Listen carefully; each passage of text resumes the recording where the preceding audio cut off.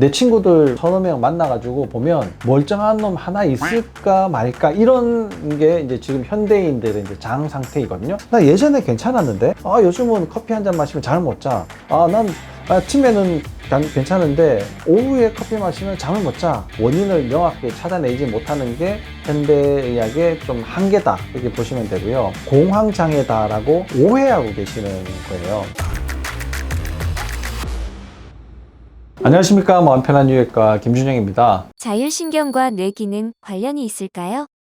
당연히 관련이 있겠죠. 뇌라는 곳이 우리 몸무게의 한 2%밖에 차지를 하지 않거든요. 그런데 사용하는 에너지는 20%를 사용을 해요. 내가 만들어내는 하루 총 생산량 에너지의 20%를 사용을 한단 말이죠. 전기 먹는 하마다 이렇게 생각을 하시면 되는 건데요. 어떻게 해서 이걸 계속 유지를 시키고 기능을 좋게 만들 거냐, 문제가 생겼을 때 어떻게 해야지 회복을 시킬 거냐라는 거는 순전히 그 에너지를 20% 잘 갖다 주느냐 못 갖다 주느냐에 결판이 난다 이렇게 생각을 하시면 됩니다.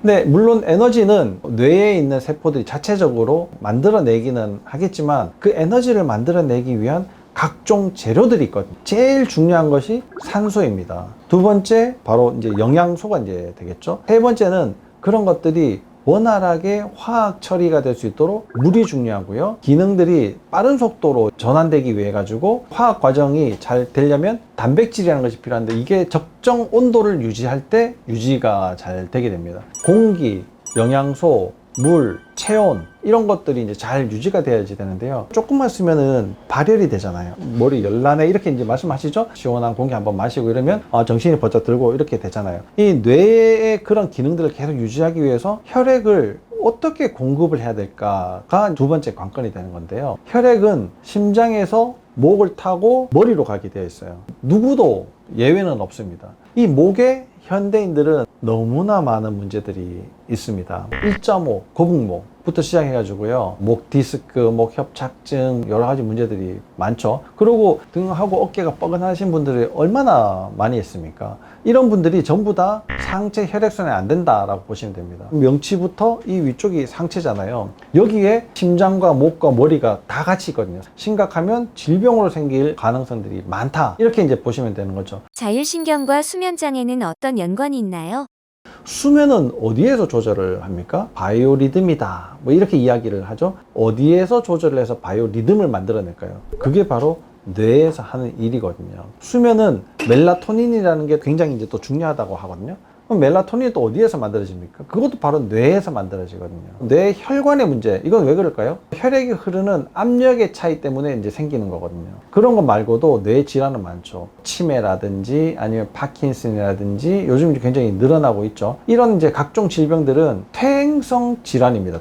회복이 늦어진다라는 이야기가 이제 퇴행성입니다. 그러면 내 뇌세포가 퇴행성이 되는 이유가 뭘까? 왜 손상이 빨리 되고 회복이 늦을까? 바로 혈액순환의 그 답이 있거든요. 혈액순환을 잘 만들어내려면 심장이 튼튼하든지 목이 좋든지 두 개 다 갖추면 더 좋고 라는 이제 결론으로 이르게 되는 겁니다. 근데 심장이 쉽게 고장이 잘 안 나죠. 심장의 판막이 역류를 해요. 뛰는 게 불규칙해요. 심장이 고장나는 확률보다 목이 고장날 확률이 훨씬 더 높아요. 근데 목이 고장나면 바로 자율신경의 문제에 직격탄을 주게 되고요. 상체 하체를 따질 것 없이 혈액순환이 굉장히 나빠지게 되거든요. 거기에다가 현대인들은 대부분이 만성 탈수거든요. 물이 부족하니까 제대로 돌아가질 않죠. 입으로는 단백질을 굉장히 많이 집어넣어요. 근데 정작 단백질은 소화하기가 굉장히 어려운 영양소 중에 이제 하나인데 대부분 현대인들이 장 기능이 약합니다. 내 친구들 서너 명 만나가지고 보면 멀쩡한 놈 하나 있을까 말까 이런 게 이제 지금 현대인들의 이제 장 상태이거든요. 모든 문제들은 어떤 원인이 반드시 있어요. 근데 그 원인이 한 가지 이유만으로 생기는 건 아니라는 겁니다. 여러 가지 이야기들을 들어보고 조합을 해야지만 찾아낼 수 있는 경우들이 많은데 원인을 명확하게 찾아내지 못하는 게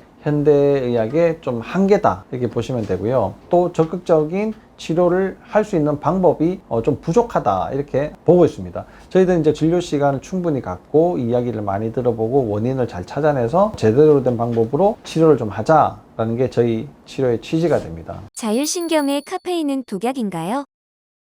카페인은 소변을 많이 배출해내도록 하는 성분 중에 아주 강력한 효과가 있다라고 이제 알려져 있죠. 하루에 뭐 두세 잔 정도는 뭐 기본으로 마시고, 한겨울에도 아를 마셔야 속이 시원하다라고 하는 젊은이들도 굉장히 많이 있습니다. 대부분이 만성 탈수를 가지고 있으면 어떻게 되느냐, 커피를 훨씬 더 많이 찾게 됩니다. 왜냐하면 그렇게 탈수가 되어 있는 상태를 계속 유지를 해야지 되기 때문에 그런데요, 내 몸의 만성염증을 씻어낼 수 있는 물의 양이 부족해져요. 그 만성염증이 계속 많아지게 되면 결국은 내 몸에 문제가 많이 생기는데, 수면에 문제가 생기거든요. 어떤 뭐 하나의 문제로 내가 잠을 못 자는 게 아니고요, 탈수도 같이 동반이 되어 있고 수면 환경도 별로 좋지 않고, 이런 것들이 복합적으로 있어야지 잠을 못 자게 된다는 겁니다. 또 두 번째 원인은, 카페인이라는 성분이 내 몸에서 각성을 하는 효과를 또 만들어내잖아요. 결국은 내가 수면을 하거나 아니면 쉬어야지 될 이 신호를 각성시키는 효과가 만들어지게 되는 겁니다. 이런 문제가 어떨 때 더 민감해지느냐, 물론 뭐 카페인을 많이 마셨을 때도 그렇게 되지만 장 상태가 좋지 않을 때 더 민감해진다, 이렇게 보시면 됩니다. 나 예전에 괜찮았는데 요즘은 커피 한 잔 마시면 잠을 못 자. 난 아침에는 괜찮은데 오후에 커피 마시면 잠을 못 자. 이런 분들은 장이 좋지 않을 가능성이 많고, 장이 좋지 않다는 얘기는 자율신경의 문제가 동반되어 있다라는 사실을 명심하시면 좋을 것 같습니다. 수면제가 보약은 아니잖아요. 수면제를 먹지 않으면 그 다음 생활이 안 되잖아요. 그러니까 어쩔 수 없이 이제 수면제를 드시는 건데, 첫 번째 이제 원인은 내가 뭐 먹는 거라든지 뭐 신경 쓰는 거라든지 뭐 이런 것들도 이제 있긴 하지만, 제일 큰 원인은 누웠을 때 내 몸이 편하지 않다는 겁니다. 근데 우리가 서서 활동하는 게 편할까요? 누워 있는 게 편할까요? 당연히 누워 있는 게 편해야 되는데, 그런 분들은 안 편하다는 겁니다. 왜 안 편할까? 목이 불편하기 때문에 그래요. 일자목, 거북목, 목 디스크, 뭐 경추 협착, 뭐 이런 분들은 기본적으로 이 목 뒤쪽 근육이 긴장되어 있는 상태로 하루 종일 이제 지나게 됩니다. 그게 탁 누웠을 때 긴장이 팍 풀어지면 되는데, 긴장이 팍 풀어지는 순간 겨우겨우 유지하고 있던 경추 배열이 더 어그러지고 흐트러지거든요. 그러다 보니까 누워도 그 자세를 유지를 하기 위해서 계속 긴장되어 있는 근육 상태를 만들어내야지 되는 거예요. 그게 누워있으면 편한가요? 앉아있어도 불편하죠. 서있으면 더 불편하고, 하루 종일 힘든 상태를 유지하게 되는 겁니다. 그러다 보니까 뇌의 신호를 아예 꺼버리는, 수면제를 먹어야지 긴장되어 있든 말든 스위치가 오프되면서 내가 잠을 좀 잘 수 있는 거예요. 그렇게 수면제를 먹고 자고 일어나면 개운할까? 낮잠을 뭐 5분 자도 개운해야지 정상인데, 이런 분들은 아침에 일어나도 여전히 피곤하고 몸이 찌뿌둥하고 하루를 생활하기도 힘든 하루를 이제 또 지내게 이제 되는 거예요. 수면제를 계속 먹고 있다, 잠을 잘 못 잔다, 이런 분들은 반드시 자율신경 문제, 특히 경추 상태를 꼭 확인해 보는 것이 아주 중요합니다. 밥만 먹으면 누워있고 싶어요.